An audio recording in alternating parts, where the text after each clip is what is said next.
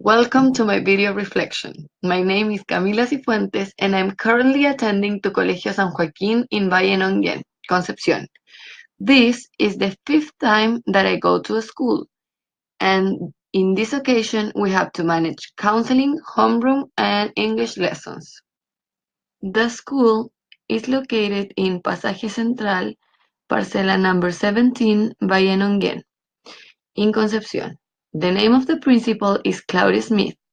The UTP leader is Mariela Sierra. They don't have a counselor. This is a subsidized private school. The number of students are 604. The age is from 5 to 17 years old. The levels are from pre-K to 8th grade. Some of the school facilities are a gym, a library, an English lab, a computer lab, a canteen, a sports court. Some of the extracurricular activities are crafts workshop, music workshop, ballet workshop, and sports, as soccer and athletics. The age of my students is between 13 and 17 years old. I have 11 female and 16 male students.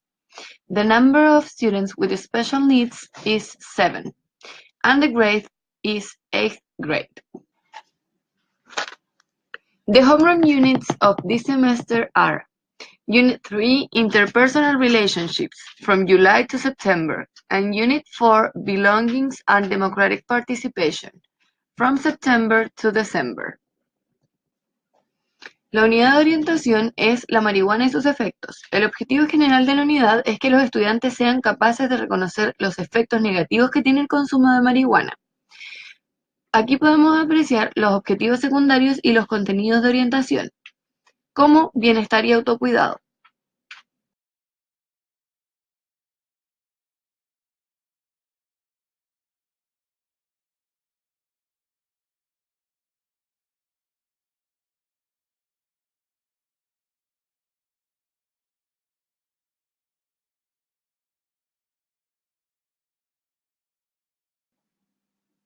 El calendario de la unidad está destinado desde el 24 de noviembre hasta el 22 de diciembre.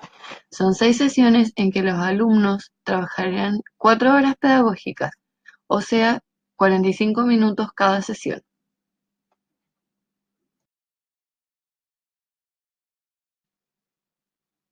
This is the English lesson plan for my students of the 6th grade.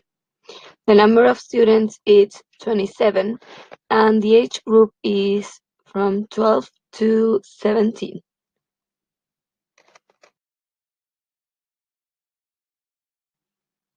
Here you can see the language focus, the anticipated problems, and also the aids and attachments of the lesson plan number 1. Also, you can see the procedure, the stages and interactions, also materials, and the time. This is mainly an activity. Now you can see the second lesson planning. Here we have the main aim is that the students will be able to describe what they did last summer, and mainly with past simple. In this activity, we will use a printed text, and the students will have to look at the text and infer what is it about. Then they will have to read the text and explain to another partner what they understood. Finally, they will have to do their own. As you can see, here is my libro de clases. In the first page, we have the cover, and then we have the information of the school. For example, the name, the grade, the address, and the teacher. After that, you can see the schedule and the people that is in charge of the group in the next page. In this case, we have the president, the secretary, and vice president from students and also from their parents. Also, here we can see how the subjects are organized, starting with language and finishing with counseling. And then we have all the information related to our students, names, surnames, among others. After having all the information of our students and their parents, we have the next section. Here we can find all the attendance by days, and also we can find it monthly. This means that we have a complete record of it.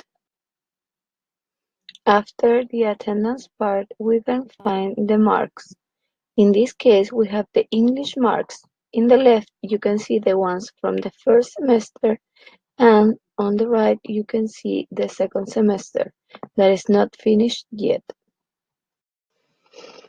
When we turn the page, we can see the planification of the classes of the months of the year. Also, it's important to know that this is also applied to counseling and homeroom. The only difference is that in those subjects, it's in Spanish. After that, we find the OFT or Objetivos Fundamentales Transversales, which are allied with the contents seen in counseling or homeroom. In this, you have a detailed explanation of the OFT and what was the activity of the class. As you can see on the left, the next part is Registro del Desarrollo Escolar. In this part, you can see how our students behave, and you can left a note under his personal page. This must contain to continue, and in the observations part, we can find that you can write a general observation for the class, if they are doing well or wrong. Also, you have attendance list for the meetings of the parents. Finally, you have a part to write all that happens in the parents' meeting, and also to write what extra programmatic activities were in your class or in other classes. In this part, as you can see, is my teacher's notebook. You can see first of all the cover, and then you can see my daily schedule. In this part, you can see my class list, and also you can find some of the observations that I've made in class.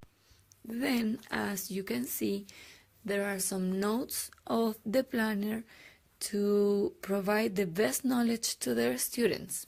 That's me. Then you can find some notes of the counseling on what we were doing on that stage of the subject. Finally, you can see more of the details that I wrote from the school, and also you can see the summative marks that I have written in the book. Those were added by the teacher, but I was taking note in order to know what their qualifications were. Este año fue muy importante para mí y creo que para todos mis compañeros, ya que tuvimos la posibilidad de poder aprender cómo organizar las clases de consejo de curso y también de orientación. En mi caso, fue vital aprender a planificar para estas clases, ya que en mi colegio no existía el apoyo de un orientador. Para ahondar en esa reflexión, es importante para mí mencionar que algunos de los casos con los que tuve que trabajar fueron, además de autolesiones, problemas con drogas y consumo excesivo de ellas, sobre todo en el horario de clase. Por ende, aprender a manejar estas situaciones fue vital. Una de las cosas claves para poder mejorar en mi desempeño docente es, sin lugar a duda, el tema de poder escuchar más sin tener que hablar tanto con los estudiantes. Poder captar sus necesidades y tener métodos organizados para poder darles respuestas. Por último, siento que este año fue muy importante para mí, ya que recuperé mi vocación docente, que sentía que estaba perdida hace bastante tiempo, pero relacionarme de esta manera con los chicos me dio fuerza y me hizo encontrar nuevamente el camino en la docencia y las ganas de querer ayudarlos a aprender. Gracias.